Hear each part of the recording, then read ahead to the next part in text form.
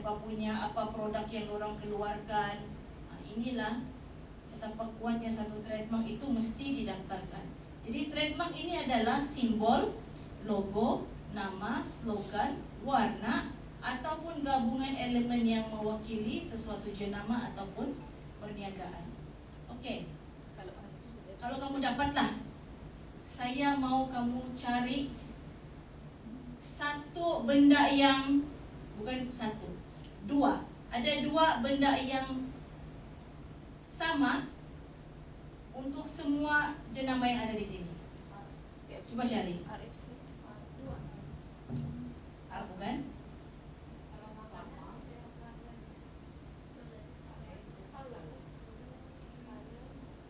Halal dan halal. Ada yang bukan minuman, bukan makanan, ini bukan, ini sport brand. Ini makanan. Tapi apa yang sama? Yang mana jenama yang famous antara bangsa ni juga menggunakan teknik yang sama. Yang pertama sekali, saya belum kasih tahu jawapannya, kamu cari jawapannya. Tapi bila saya suruh kamu sebut, kamu sebut. Sebut.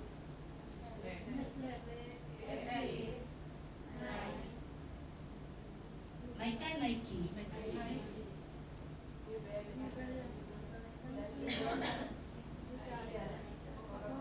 Apa yang sama dari sebutan kamu? Suku kata. 2 ataupun 3 suku kata adalah yang paling baik bila membuat logo. Nestle, KFC, McDonald, Nike, New Balance, Dunkin Donuts, Coca-Cola 4, Adidas. Coba sebut lagi jenama-jenama yang famous. Semuanya kebanyakannya 2 ataupun 3 suku kata. Kita tak mau kasih penat otak customer kita, mengingat kita punya jenama yang macam nama anak kita tuh, Nur Syahira, Mustafa, Alia, Natasha binti Ali. Terlalu panjang. Itu satu. Satu lagi. Apakah persamaan di semua logo ni?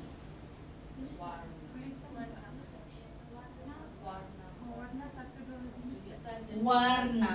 Warna apa yang famous selalu orang pakai? Sebenarnya warna yang paling popular orang guna adalah warna merah dan juga kuning. Kemudian baru didahului dengan warna hitam. Itulah warna yang selalu orang pakai. KFC warna merah. McDonald warna merah kuning.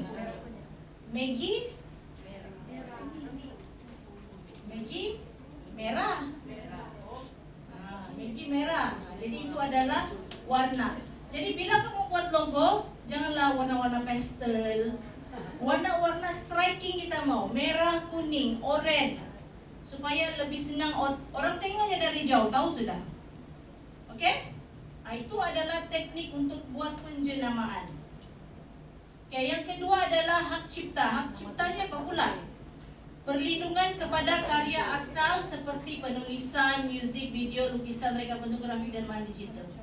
Kalau kamu suka tulis novel, suka buat lagu, itu semua kamu boleh buat copyright. Jadi kalau orang pakai, kamu boleh dapat royalty. Dan juga logo, reka bentuk grafik,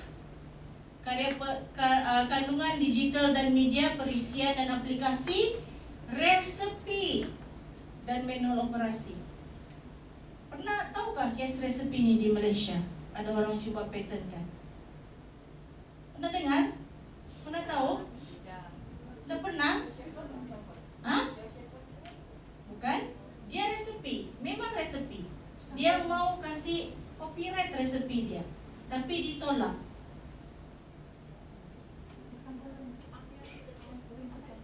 Pernah dengar harimau menangis?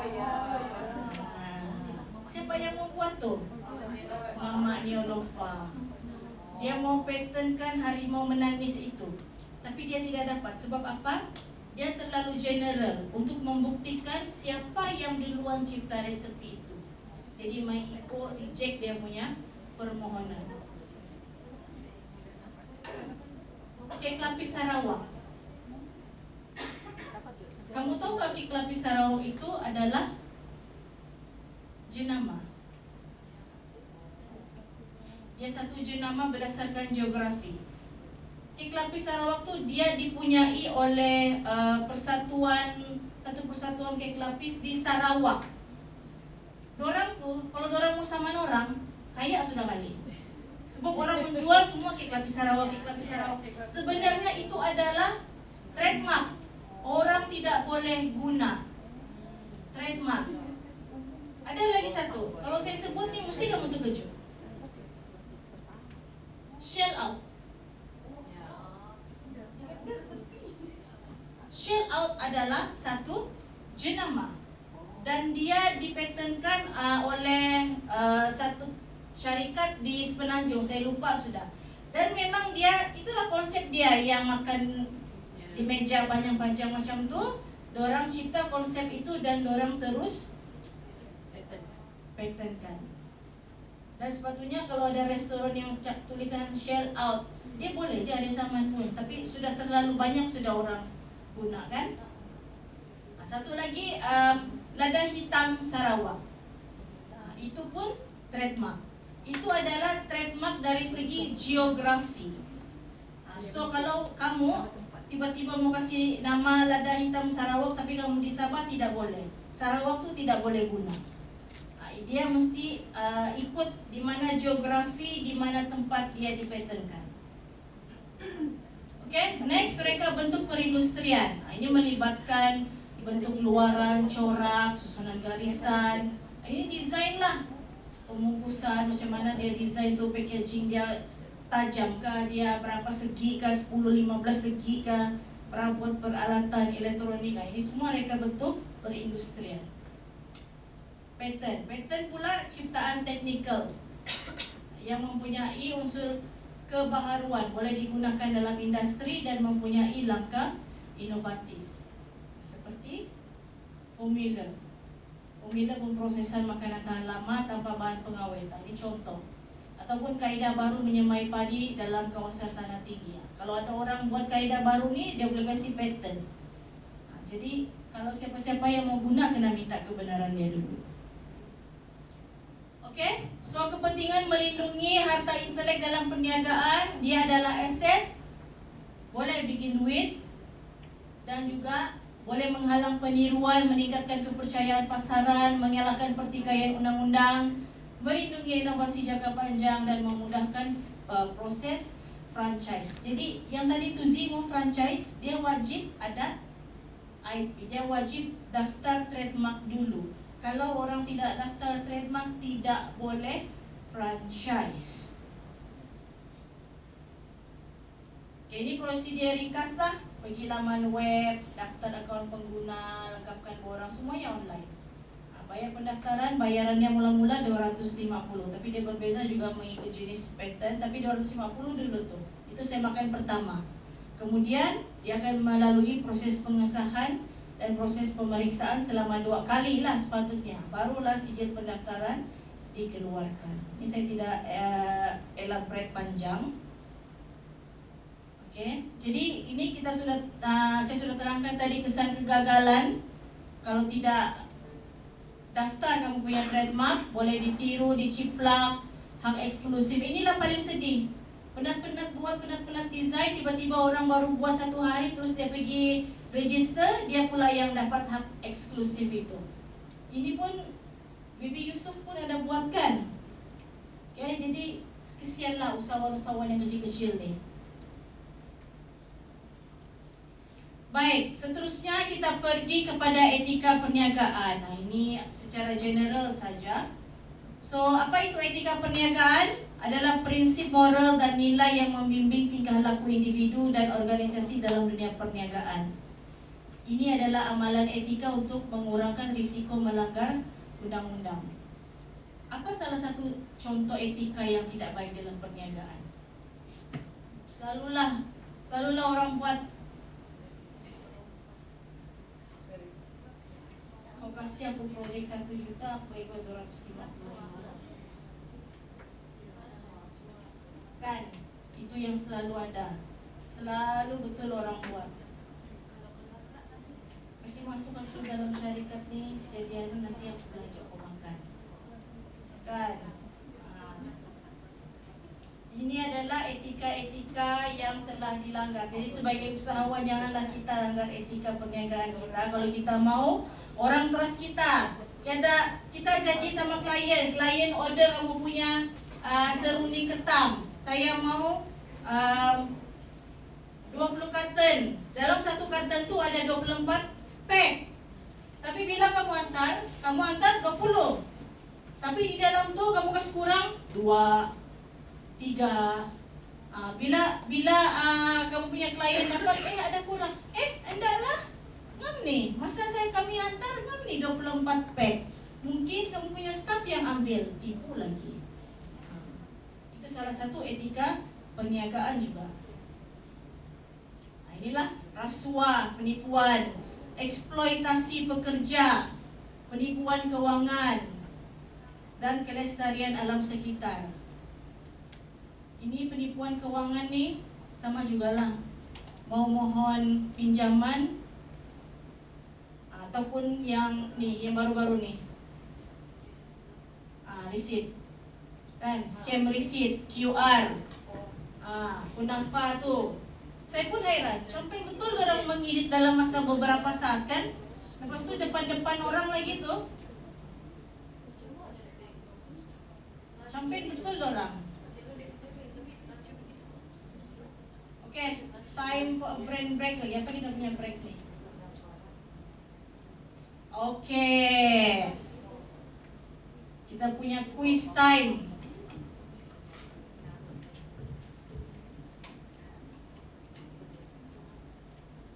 Kamu kasih keluar kamu punya handphone, kita main quiz dulu.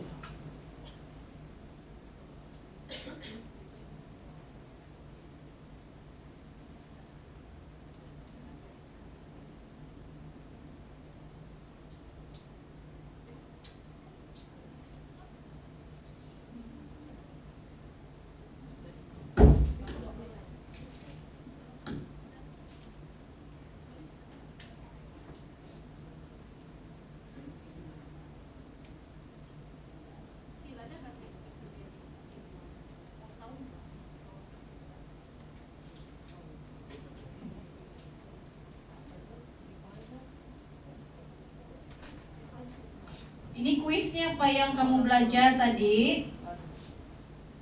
Kita santai-santai saja, saya mau cari sound dulu. Oh, tidak orang-orang ini kamu kasih kunci kita punya music.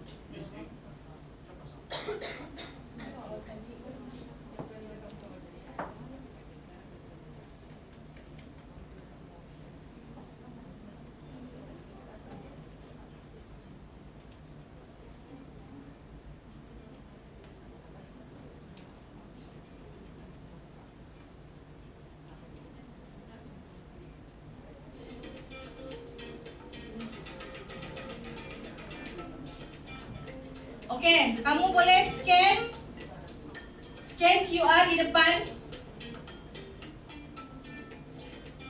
Scan QR, masuk di dalam.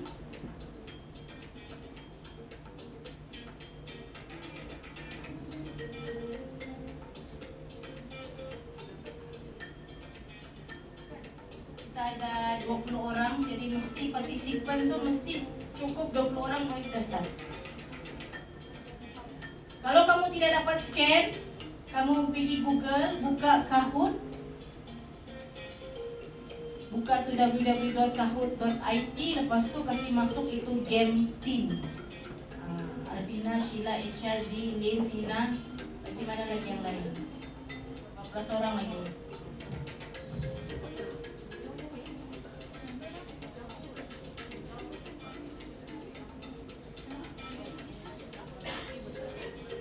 Kalau tidak dapat scan, masuk ke website dia.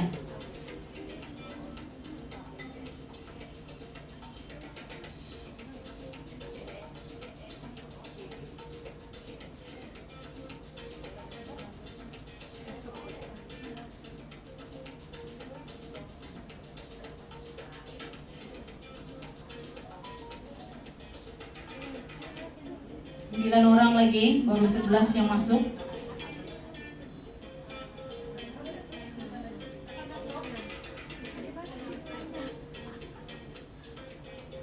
Keluar sudah 1 orang tuh.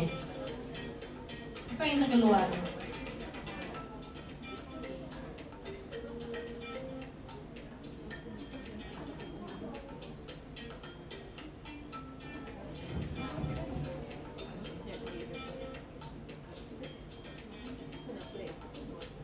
Sembilan lagi.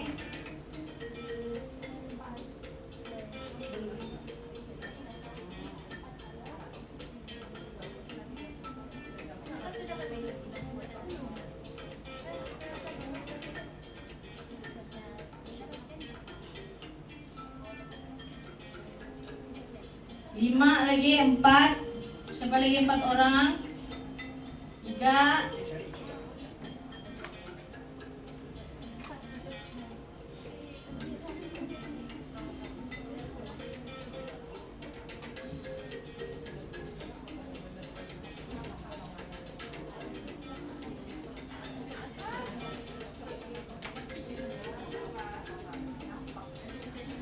Tiga orang lagi.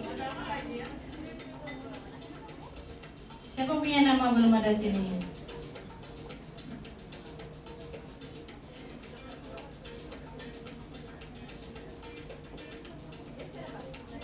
Oke, 18. 2 lagi.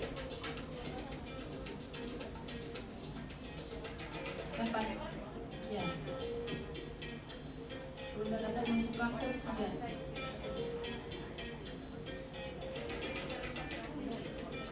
Siapa punya nama lagi yang belum ada di depan?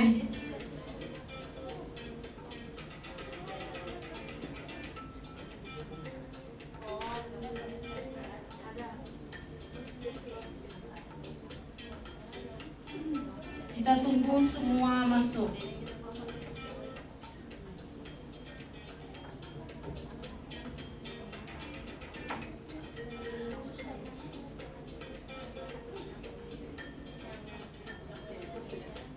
Oh, oke, jadi 19 orang sialah. Sudah masuk? Sudah. Pakailah no. Kan ada tab. Apa? Pakailah tab. Boleh tuh.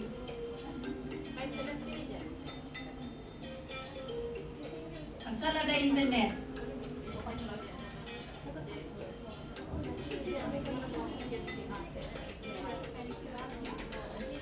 Ataupun bikin website sejak Kahoot. Kasih masuk game pin.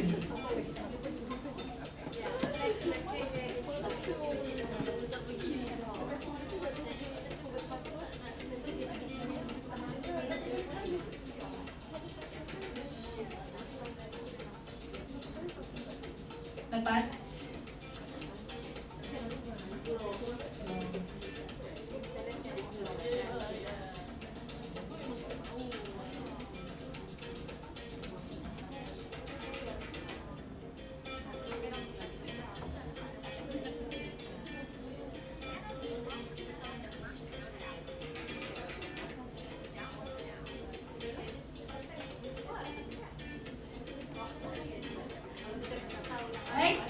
Kenapa? Terkeluar sudah 2 orang.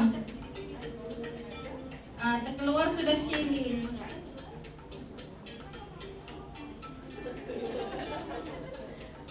Lain kali ya, lain.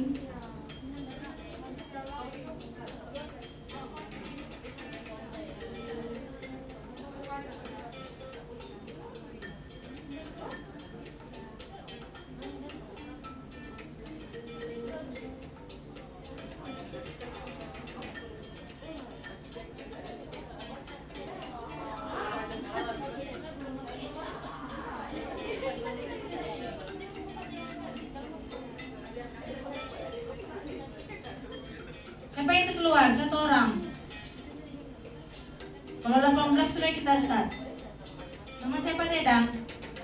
Ozi. Tuji? Ozi. Oke, kita start lah. Oke, atas lah.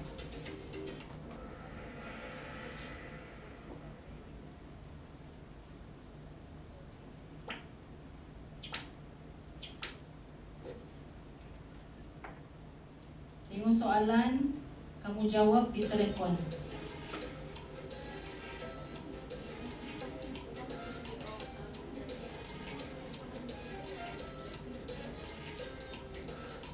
Ada masa tuh, tinggal 8 saat. 7, 6, 5, 4, 3, 2, 1. Baru 13 orang jawab. Lain kah? Oke, 11 orang jawab betul.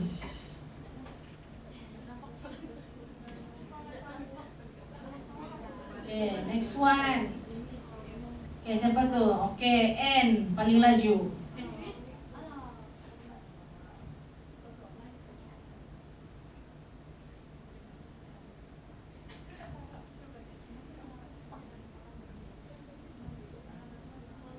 Oke, soalan yang kedua. Ada masa mau jawab?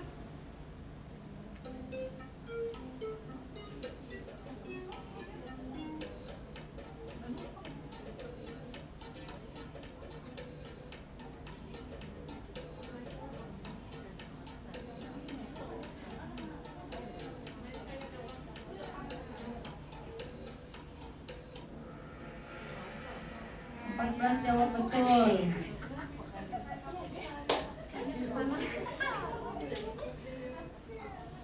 Oke, siapa yang di atas? G. Laju dan siapa laju dan cepat? Banyaklah marka dia. Baru meja. Oke, soalan ketiga.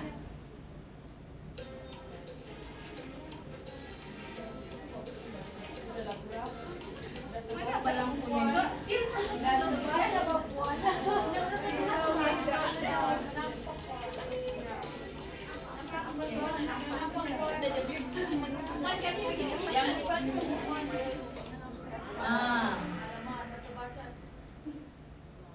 Oke, 15 yang betul.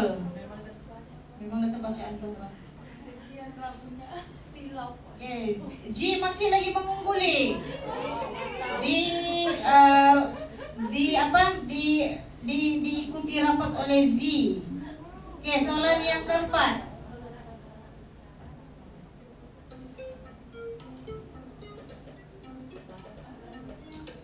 Kalau ada yang salah nih serotan lah nih. Panjang-panjang kita cakap tadi. Satu lagi, siapa lagi belum jawab? Siapa yang salah tuh? Hah? Cemorotan nih? Ai.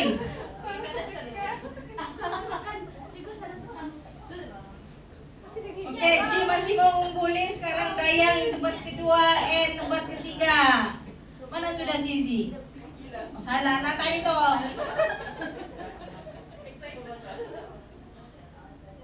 Oke.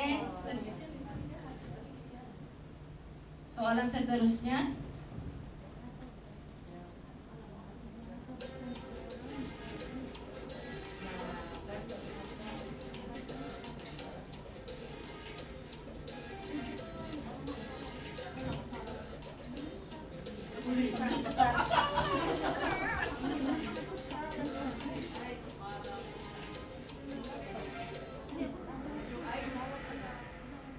Yang betul adalah menulis rekod. Itu bukan cara menjalankan ujian.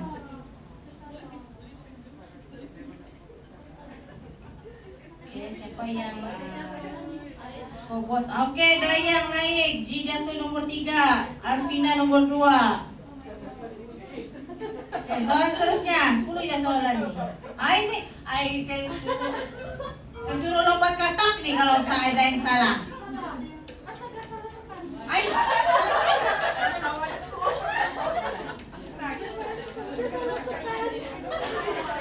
Iya, jangan salah tekanan. 3 orang salah.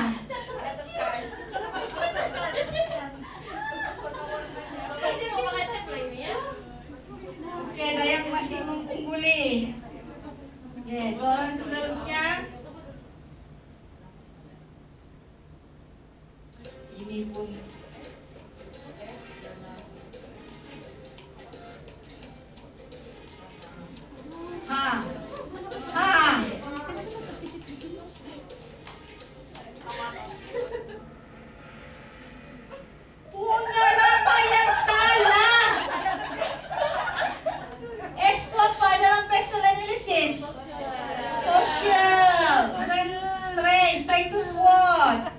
La haula wala quwata illa billah. Fifi lagi nombor 2, Alvina ketiga. Okay, next one. Ada 2 lagi soalan. Ni baru juga nih.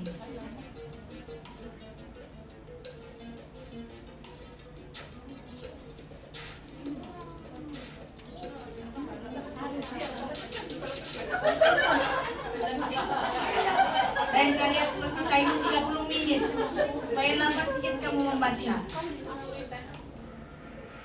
Nah, jawabannya adalah mural. Mural bukan karta intelek. Kecuali dia lukis balik yang memang sudah dipatenkan lah. Oke, Alvina sekarang nomor 1. Oke, soalan yang terakhir.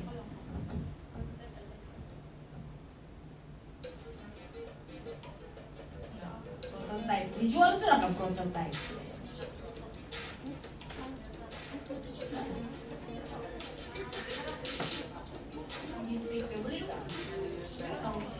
Sekarang bisa na.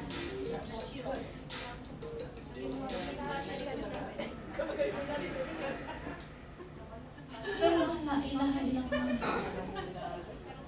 Prototype. Oke?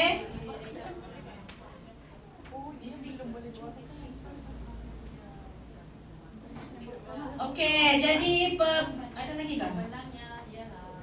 Satu lagi. Oke, last. Ini yang mula-mula tadi nih.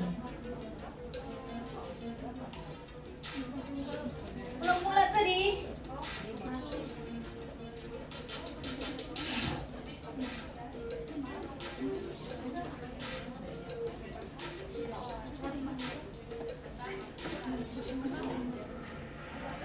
Semua berbelah bagi. Apa tadi struktur perniagaan? Pertama apa? Milikan tunggal. Kedua, ketiga, keempat. Oke, siapa yang paling cepat dan paling betul? Nomor 3, Sheila. Dayang. Jadi yang pertama, Alvina.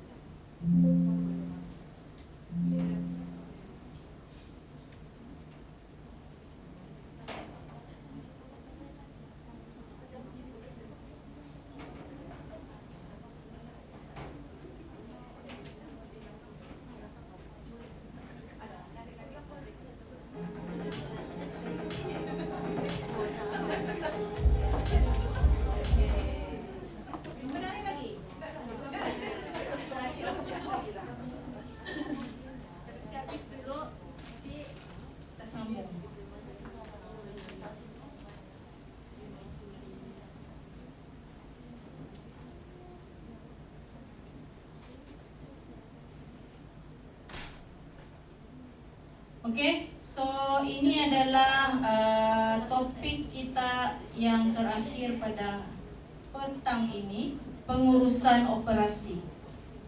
Oke, pengurusan operasi ini dia nadilah dalam satu-satu perniagaan, lebih-lebih lagi perniagaan yang manufacturing. Apa-apalah asalkan ada pembuatan. Oke.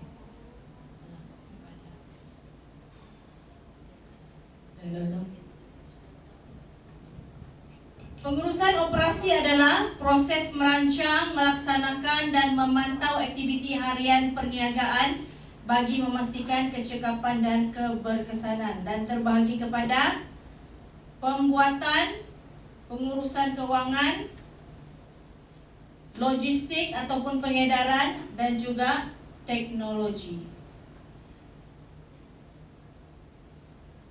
Ini adalah salah satu dalam pengurusan operasi, yaitu susun atur premis. Sesiapa yang F&B ataupun pemprosesan makanan ataupun kosmetik ataupun makanan kesihatan, ini adalah amat-amat penting untuk memohon pensijilan halal dan juga mesti. Inilah yang dia akan semak dahulu. Bila dia datang audit, dia akan masuk, dia akan jalan. Macam mana kamu susun atur di dalam kamu punya file tu, ikut anak panah yang telah kamu susun tu, dia akan follow, ikut 100%. So ini sangat penting. Jadi susun atur premis merujuk kepada proses merancang dan menyusun ruang fizikal di dalam premis perniagaan. Macam mana kamu susun kamu punya aliran kerja, staff masuk dari mana? Kalau ada customer masuk di dalam premis membeli, staff pula, customer pula masuk dari mana? Dia tidak boleh ada cross contamination. Staff dengan customer berjumpa. Kemudian pencahayaan, mesti ada pencahayaan yang cukup. Kalau tertutup, mesti ada lighting yang cukup. Kalau macam ini, dalam pemprosesan makanan, ini adalah gagal. Okay? Lampu-lampu begini gagal. Dia mesti flat macam ni. Ini bukan lampu lah, ini speaker. Tapi mesti lampu ni flat macam ni. Ini pun tidak boleh. Okay? Kemudian kebersihan. Nah, ini sudah semestinya, dan juga keselamatan. So ini adalah contoh susun atur premis pengeluaran. Dia mesti ada zon penerimaan bahan mentah di mana, zon penyimpanan di mana, zon pemprosesan pengeluaran di mana, pembungkusan di mana, penghantaran di mana. Semuanya tidak boleh bertindih. Mesti asing-asing. Nah, ini contoh. Oke? Ini contoh kilang saya. Jadi di sini ada pintu depan, sini kawasan pameran produk. So pintu depan ini hanya boleh diakses oleh customer, keluar dan masuk. Tempat dia beli produk, tempat dia tengok produk. Okay? Kemudian ada satu pintu lagi di sini. Ini adalah pintu loading. So kalau ada bahan mentah masuk kena beli, semua masuk dari sini. Masuk je dari sini, bahan kering simpan sini, bilik penyimpanan ini dinding dinding, sini ada pintu. Jadi tidak ada akses dari luar pergi masuk dalam sini. Nampak anak panah ni? Anak panah menunjukkan pintu ini hanya untuk one way keluar, tiada one way in. So ini adalah bilik penyimpanan bahan mentah kering. Masuk dari sini terus pergi simpan. Kalau yang mau simpan di freezer, masuk pergi sini, simpan di sini, bilik proses. Semua ada anak panahnya. Ini bilik pembungkusan, ini bilik proses. Ini nih yang warna-warna colorful ini semua peralatan. Sinki di mana, penggaul do, oven, peti sejuk, dapur gas, dan lain-lain. Macam mana cara susunan? Jadi kalau KKM ataupun MUIS datang, dia akan follow, dia akan tanya dulu, staff masuk di mana? Staff masuk sini.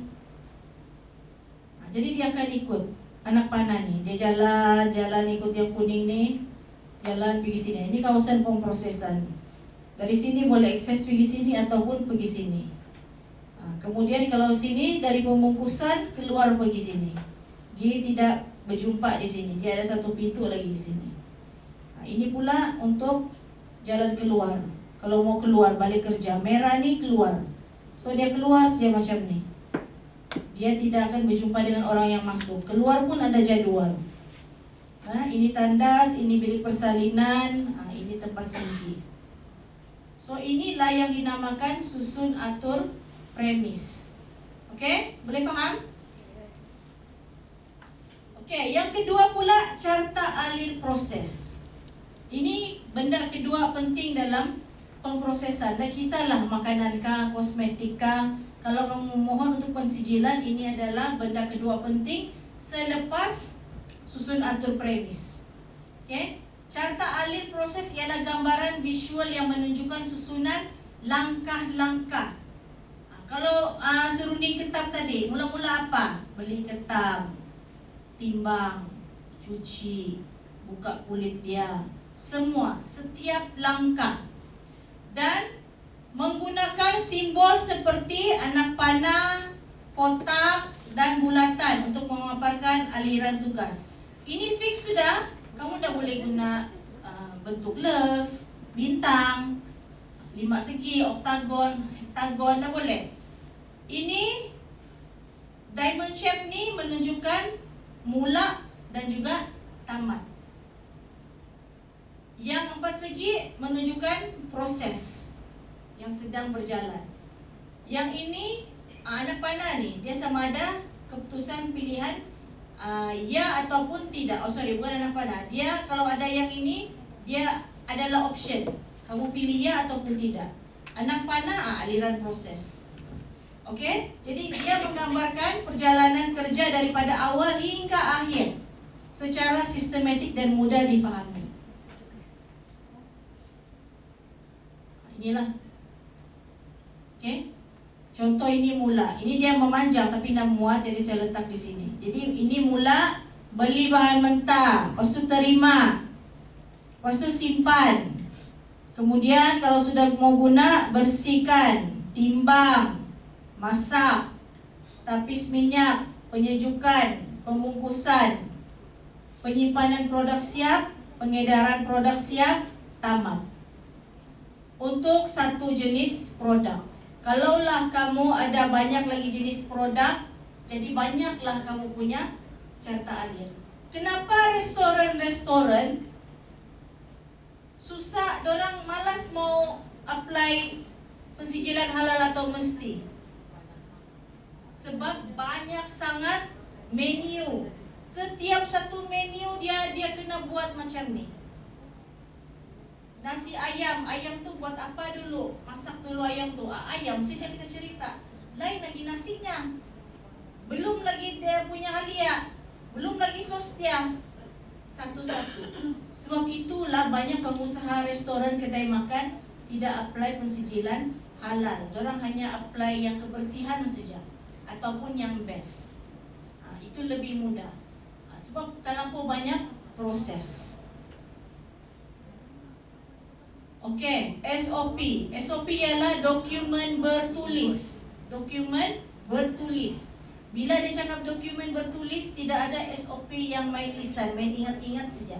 Kamu jumpa staf kamu, okey, mula-mula kau timbang. Lepas kau timbang, kau kasih bersih. Lepas kasih bersih, cuci. Lepas cuci, masak. Kau ingat tu jalan. Nanti bila bisuk-bisuk berhenti, staf masuk lagi yang baru. Mula-mula ini kau kasih bersih, lepas tu kau timbang, lepas tu kau masak. Okey? Aku mau pergi pasar. Kita kasih tinggal staf kita lugai-lugai di sana. Kalau dia jenis cergas otaknya, baru bosnya baru dia tahu sudah. Kalau yang lembab sikit otaknya, macam mana dia mau ingat apa yang dikasih tahu? Kalau satu produk siapa dapat? Kalau 20, 30, 40, itulah lari stop tuh. Jadi kita mesti ada SOP. SOP ni bukan sahaja pada pemprosesan produk. Sepatutnya SOP bila staf mula masuk, kalau dia mau masuk kerja lah, dia masuk kerja, kalau ada roller shutter, okey, mula-mula apa? Buka roller shutter. Lepas buka roller shutter, buka pintu. Lepas buka pintu, switch apa yang mau ditekan dulu? Atau punch card kah dulu? Lepas punch card, tekan switch lampu, tekan kipas, lepas tu pergi mana?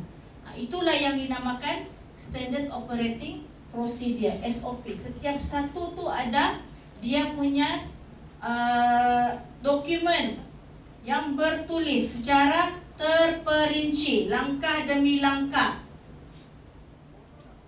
Kenapa kita mesti ada SOP? Inilah untuk menjamin kualiti. Bila staf A masuk, sedap. Nanti ada staf baru buat lagi, kurang sudah gulanya, ada tawar-tawar sikit.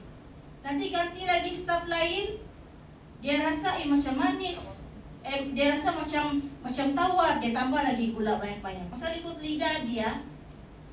Kalau ada 100 orang, 100 lidah, 100 kali bertukar rasa kamu punya produk. Jadi kita nak benda itu berlaku. Jadi bila ada SOP, semua pun staf akan ikut apa yang didokumenkan. Dia ikut berapa gram gula, berapa gram garam, berapa gram krim, tidak ada berubah. Jadi walaupun siapapun staf yang berubah, berhenti kerja, staf baru, tapi kualiti rasa tetap sama. Kemudian menjaga keselamatan. Okey, kita mau pastikan bahan yang digunakan tu seperti yang dinyatakan dalam SOP. Kalau mau beli ayam, mesti beli di Jetsin, jenama desa, yang satu karton punya. Jangan beli lain-lain jenama. Sebab lain ayam tu mungkin potongan dia lain kah, masak nasi ayam penyet. Biasa beli di desa, cantik dia punya bentuk, paha dia lawa, besar, ngam-ngam, cun-cun sama harga. Lepas tu bila masuk staf baru, dia tidak tahu ayam mau beli yang jenama apa, dia beli jenama lain. Lepas tu bila masak kecil, mau dekat sudah diberadik sama ayam puyuh, terus kena viral. Inilah ini harga Yahudi. Tapi kamu yang tidak buat SOP. Okey? Kemudian sebagai dokumen rujukan, sekiranya lah tiba-tiba pengusaha restoran, customer datang makan di restoran kamu, keracunan makanan. Adakah? Kau lah ni kan? Tak pandai kau jaga kebersihan, tengok kukumu tu. Time ada orang sakit perut, baru kau cek kuku dia. Sebelum dia masuk kerja, tak kau cek dia punya kuku. Semua mau menuding salah antara satu sama lain, kan? Tapi bila ada kejadian begitu, apa yang perlu kamu buat? Tengok balik SOP. Tengok balik SOP macam mana dia punya cara kerja. Dan pergi satu-satu poin. Nih, dari satu-satu. Okey, pembelian bahan mentah, cek betulkah bahan mentah ini dibeli? Okey, ngam. Ayam biasa ngam. Pergi lagi. Penerima, lepas terima, ada simpan kah? Ataupun letak sejak atas meja, adakah simpan di freezer? Kemudian, kalau ada simpan, sebelum kasih masak, sebelum timbang, adakah kasih bersih? Jadi di sini kita boleh kenal pasti di mana keracunan makanan itu berlaku. Sebab daripada orang yang menghantar bahan mentah, memproses dan menghidangkan kepada pelanggan, pastinya orang yang berbeza. Jadi kita mau kenal pasti di manakah masalah itu bermula. Bukan semua orang kita mau kasih salah. Sekandang haiwan keluar dari mulut kita. Okey, kemudian memudahkan latihan pekerja baru. Ini yang penting. Kalau saya ada staf baru, saya tak payah susah-susah mau ajar. Bukan saya sudah ajar, staf lama yang ajar. Dan dia akan follow SOP yang sudah saya sediakan. Saya tak payah mau sibuk-sibuk. Lepas ni begini, tidak payah. Saya tidak perlu micromanage. Ada SOP yang dia boleh rujuk sudah. Dan juga menjamin konsistensi operasi. Kalau kita tidak buat SOP, kalau sebelum saya buat SOP, saya punya staff kan, bila dia buat dululah masa buat frozen, Dia tak konsisten. Hari ini dia boleh buat tiga carton. Besok tiba-tiba 2 saja. Kemudian nanti lusa dia tidak sempat. Dia tidak sempat pun mengkartonkan produk itu. Jadi di mana dia punya silap tu? Sebab tidak ada SOP. Dia kena ada masa. Okey, kalau saya dulu buat cempiang frozen. Okey, cempiang frozen ni mau kasih naik dia ada masa. Berapa minit, tidak boleh lebih. Mau kasih masuk dia dalam oven pun ada masa, tidak boleh lebih. Kemudian lepas kasih keluar daripada oven tu ada masa berapa untuk kasih sejuk dia, berapa lama mau kasih sejuk dia. Kemudian terus packing. Barulah kita boleh capai KPI. Kalau kamu pemprosesan, nak kisahlah apa produk sekalipun, kamu kena set KPI. At the end of the day, dalam hari itu berapa banyak hasilan yang kamu mau hasilkan. Itu yang kamu tengok. Bukannya staff tu dia pergi mana, dia lambat masuk ke, dia pergi talas ke, dia tengok telefon ke. Tapi pada hari yang terakhir tu adakah mereka mencapai KPI? Tapi pastikan ada SOP. Kalau tiada SOP, itulah dia pun buat cincai-cincai. Lepas ni apa ni ya? Buat ni malas tak si bos tu, tak aku tahu buat apa ni ya. Adalah tu membawang tu staff-staff semua. Okey? Jenis-jenis SOP dalam operasi perniagaan. SOP penerimaan bahan mentah. Bila terima bahan mentah, sama ada kamu yang beli sendiri atau orang yang hantar, apa perlu buat? Cek dulu. Terutamanya bila supplier yang hantar, cek dulu. Kalau ada makanan berbungkus, makanan dalam tin, cek.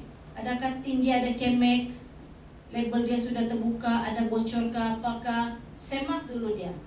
Kemudian sudah periksa kualiti, kuantiti dia ngam, tarik luput dia masih bagus lagi, dan apa-apa syarat penghantaran lah yang dihantar. Kalau contoh, sebelum ni ada satu berita mengenai Jetsin. Pernah kamu baca tu, orang punya daging buruk 1 kontainer. Dah tahu? 1 kontainer daging frozen tu buruk bila sampai di Jetsin. Jadi di sana apa masalah dia? Dia akan berbalik kepada SOP penghantaran bahan mentah tu tadi. So apa yang orang buat sama daging tu? Buanglah. 1 kontainer buang. Sudah buruk semua di dalam. Jadi di situ orang akan kenal pasti. Masa mula-mula daging tu masuk dalam kontainer tu, adakah kontainer itu berkeadaan dingin? Suhu dia berapa? Kamu tahu tak kalau yang penghantaran frozen ni, sebelum masuk barang dalam itu lori ke mana-mana ke, dia akan cek dulu suhu berapa. Dia akan tulis sebelum loading suhu sekian-sekian. Kemudian dia masukkan, dan makanan itu yang frozen tadi itu sebelum masuk dia pun mesti berada di tahap beku. Negatif 18 kah, negatif 20 kah, baru dia masukkan ke dalam freezer. Lepas tu sampai di destinasi, dia cek dulu. Dia cek suhu daging tu, cucuk dia. Cucuk tu ada tu pengukur suhu di daging. Berapa suhu daging ketika sampai? Adakah dia suhu beku ataupun dia di atas negatif 10? Itu pun tak berapa selamat sudah tu atas negatif 10 tu. So, keadaan lori pula macam mana? Dan sepatutnya daripada poin A ke poin B, berapa jam mesti sampai? Adakah dalam masa 2 jam, 3 jam, 4 jam kalau jarak jauh, mesti sampai. Kalau dia sudah melepasi duration yang sepatutnya dia sampai dalam 3 jam, tapi dia sampai dalam masa 7 jam. Something wrong somewhere. Kena cek kenapa dia tidak sampai dalam masa 3 jam tadi itu. Itu semua ada dalam SOP. Okey? Kemudian yang kedua, SOP pengeluaran produk seperti yang saya maklumkan tadi. Ketiga, pembungkusan. Saiz betul, label betul, bersih lagi pembungkusan. Setiap produk ada label, ada tarik luput, kod produk, barcode. Ini SOP penghantaran. Ini yang saya cerita tadi. Okey, semua satu-satu ada. SOP ni dia tidak mudah, untuk buat, tapi tidak juga susah. Tapi tidak boleh ada satu pun langkah terlepas. Dia mesti semua, setiap langkah tu mesti ada di dalam. Okey, macam mana kita mau menguruskan SOP yang sedia ada? Jangan kamu sudah buat SOP, kamu yakinlah SOP kamu tu sampai 10 tahun, 20 tahun. Kamu kena buat kajian semula secara berkala. Adakah SOP tadi tu masih relevan? Kamu sudah buat SOP tu 2 tahun yang lalu, adakah tahun ini SOP itu masih relevan atau perlu diperbaharui?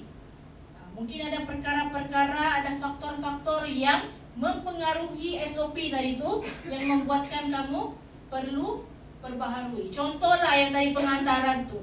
Kalau dulu 5 tahun lalu belum ada, 10 tahun lalu belum ada Pen Borneo, dia punya mungkin jalan tu 2 jam boleh sampai, tapi sudah bikin jalan dengan jam segala semua, jalan macam bulan. Jadi dia ambil masa 6 jam contohnya. So, kaji semula.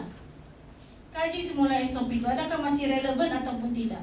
Kemudian kemas kini jika perlu. Dan pastikan semua SOP disimpan dengan baik agar mudah diakses oleh staf yang berkaitan. Ini yang tadi pagi-pagi saya bagi tahu. Dokumen yang perlu staf tengok dan dia refer mesti accessible untuk dia setiap masa. Tidak boleh ada satu staf yang simpan lepas tu dia kunci tu kabinet kah, kunci laci tu, lepas tu dia pegang pula kunci tu dan staf lain tidak boleh akses. Semua mesti accessible untuk semua pekerja. Okey, jadi ini salah satu contoh. Ini carta alir pelaksanaan SOP Majlis Convocation UMS. Besar dulu bagian atasnya. Okey, ini mula. Tadi kan bentuk ini kan mula stesen 1. Semakan status COVID aplikasi MySejahtera. Jadi SOP dia yang pertama di stesen 1 tu, dia mau cek dulu MySejahtera. Baru bila dapat status ya ataupun tidak, maksud dia ada COVID ataupun tidak. Kalau ya, ini kan tadi simbol diamond, ya, dia terus dia semak lagi sini. Bukannya ya terus boleh masuk dalam dewan, dia semak lagi.